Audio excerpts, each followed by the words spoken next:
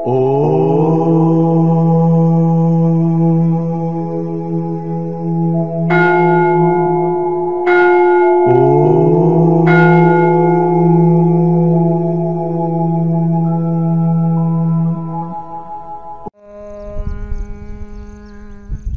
స్వరూపులారా, మనం క్రియాయోగంలో అనేకమైన ప్రశ్నలకు జవాబు చెప్పుకుంటున్నాము. ఇక ఇప్పుడు మహేష్ గారు నమస్కారం గురుదేవ. ఇప్పుడు ఆరో భాగంలోకి 7వ భాగంలోకి వచ్చేసినామండి. అవును స్వామి. సందేహం గురుదేవ, అంతర్శుద్ధి భావ్యశుద్ధి ఏది మంచిది? సదాచారం ఏది? అంతర్శుద్ధి చాలా గొప్పది. బాహ్యశుద్ధి ఎంత అలంకరించుకున్నా అంతర్శుద్ధి లేకపోతే వృధా. కనుక అంతర్శుద్ధి, అంతర్పవిత్రత చాలా గొప్పది. లోపల చాలా పవిత్రంగా శుద్ధంగా మనసు మాట కర్మ త్రికరణాలు వశంలో ఉంచుకొని శుద్ధంగా ఉంచుకోవాలి. మనసు మాట కర్మ 3 కూడా ఒకే రకంగా ఉండాలి. మనసులో ఒకటి, మాటలు ఒకటి, చేతలు ఇంకొకటి ఉండకూడదు. అంతర్శుద్ధి చాలా మంచిది, భగవంతునికి చేరువ చేస్తుంది. సాధనలో సిద్ధి తొందర పొందుతాము. చెడు కర్మలు మనల్ని అంటవు.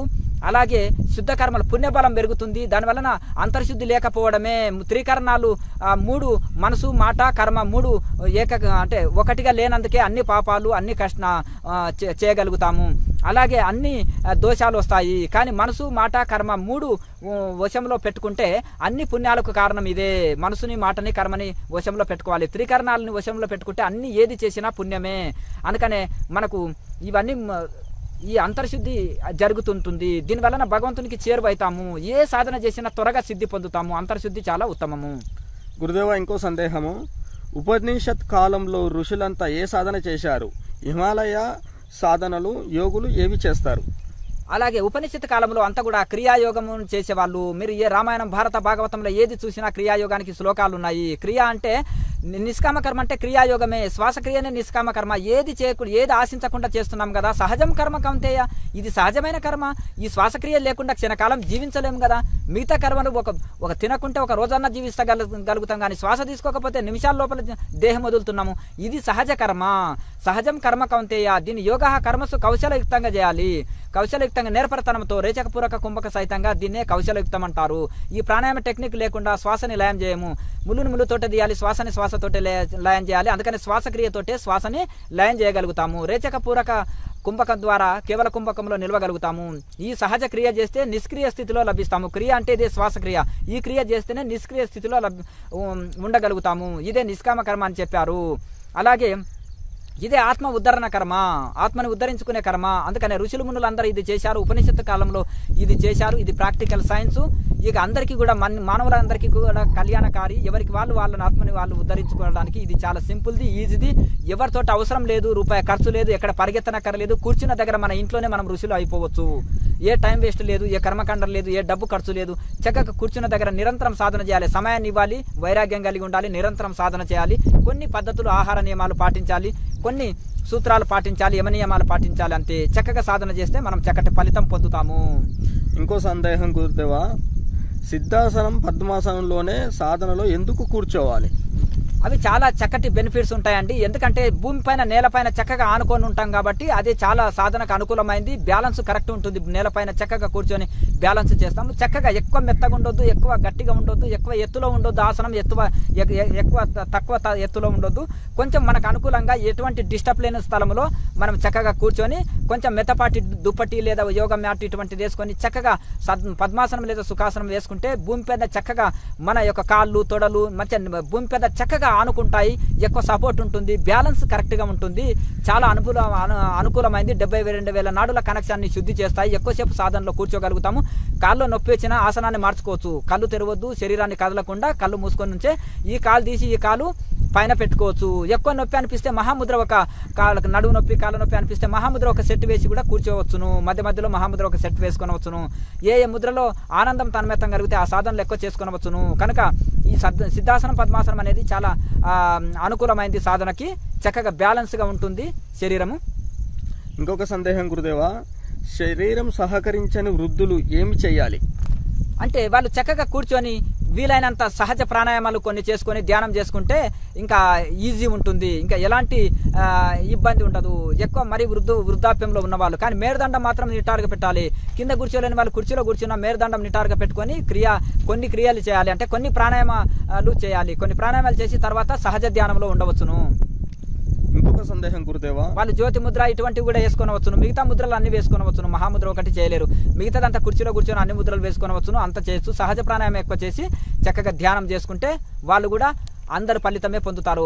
ప్రాణాయామంలో పట్టు సాధిస్తే చాలు, అద్భుతమైన రిజల్ట్. 1000 ఆసనాలు వేసినా కానీ ఫలితము ఎక్కువ రాదు, కానీ ఒక ప్రాణాయామంలో పట్టు సాధిస్తే అన్నిటి ఫలితం వస్తుంది. 1000 రూపాయలు 1 రూపాయి ఉంటుంది. అన్ని ఆసనాల ఫలితాలు కూడా ఈ ప్రాణాయామంలో ఉన్నాయి. అట్లాగే ఈ విధంగా ప్రాణాయామంలో పట్టు సాధిస్తే నిర్వికల్ప సమాధి అందుకుంటారు, ఆరోగ్యం ఆత్మజ్ఞానం లభిస్తుంది, అన్ని ఫలితాలు పొందుతారు. మనోలయం జరుగుతుంది. శ్వాసే మనసు, మనసే శ్వాస కనుక శ్వాసను లయం చేస్తే మనసు లయం అవుతుంది. కనుక ప్రాణాయామంలో పట్టు సాధించడానికి ప్రయత్నం చేయండి. ఇంకొక సందేహం గురుదేవా, సాధనలో ప్రార్థనతో లాభం ఏమిటి? హృదయం శుద్ధి జరుగుతుంది. దీనంగా భగవంతుని ప్రార్థన చేయడం వలన భగవంతుడు కరుణిస్తాడు. మన హృదయంలో అహంకారం నశిస్తుంటుంది. నేను నాది అనేది భావన పోతుంది. దీన భావన వస్తుంటుంది. శరణాగతి భావన వస్తుంది. ఎప్పుడు శరణాగతి కాగలుగుతావు? అహంకారం నశిస్తేనే శరణాగతి కాగలుగుతావు. నేను నాది అనేది లేదు, నేను చేస్తున్నాను, నేను ఇది నాది అనేది అక్కడ నశిస్తుంటుంది. హృదయం పవిత్రమైతుంటుంది. భగవంతుని అనుగ్రహం లభిస్తుంది.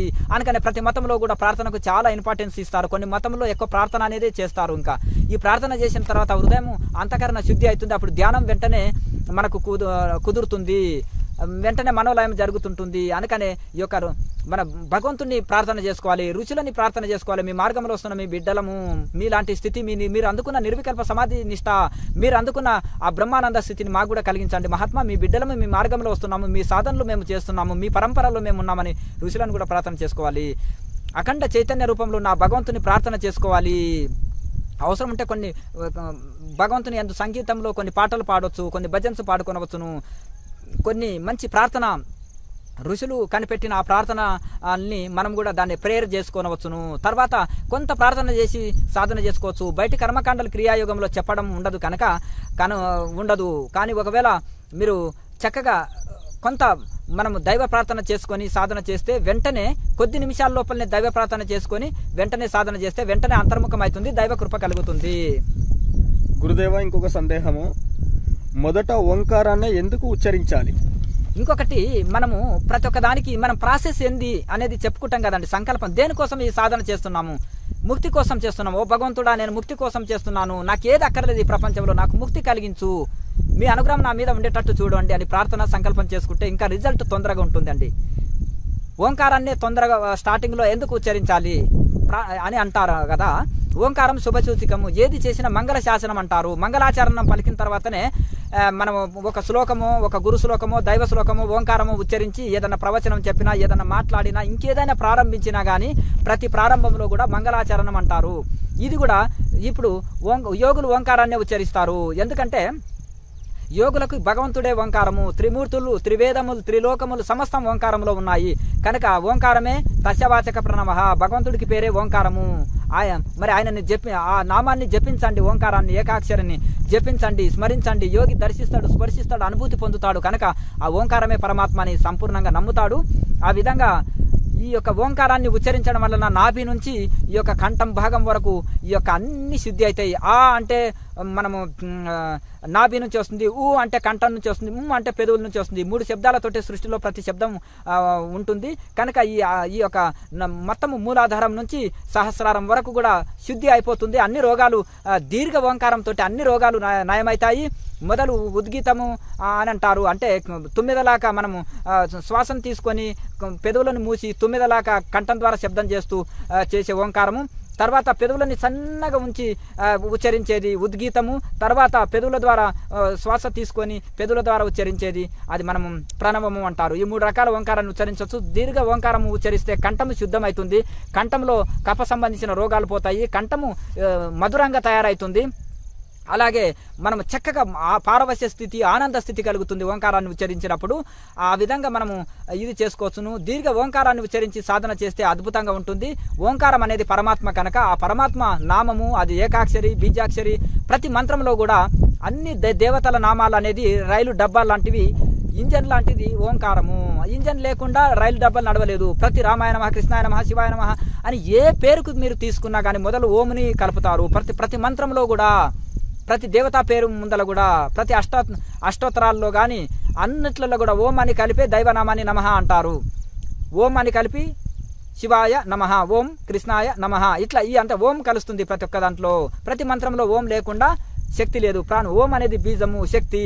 ఆ ఓం లేకుండా ఏ మంత్రము చక్కగా పనిచేయదు. కనుక అందుకని ఆ ఓంకారాన్నే మనం ఆ ఇంజన్నే పట్టుకుంటున్నాడు యోగి. అందుకని ఓంకారాన్నే దర్శిస్తాడు, స్పర్శిస్తాడు, అనుభూతి చెందుతాడు, స్వయం అనుభవం పొందుతాడు. కనుక ఓంకారం పైన ఎక్కువ గురి ఉంటుంది. ఇద్దరు యోగులు కలిసినప్పుడు ఓం అని ఒకరికొకరు ఉచ్చరిస్తారు. అందులో ఉండేది చైతన్యమే, ఇందులో ఉండేది చైతన్యమే అని ఆ విధంగా మనం యోగి ఉచ్చరిస్తారు. అందుకని ఓంకారం అనేది చాలా ముఖ్యము. ప్రారంభంలో ఓంకారాన్ని మనము ఉచ్చరించి దీర్ఘ ఓంకారాన్ని ఉచ్చరించి సాధన ప్రారంభిస్తాడు. మళ్ళీ దీర్ఘ ఓంకారాన్ని, ఎక్కువసేపు ఓంకారాన్ని స్లోగా ఉచ్చరించి మళ్ళీ సాధన ముగిస్తారు యోగులు.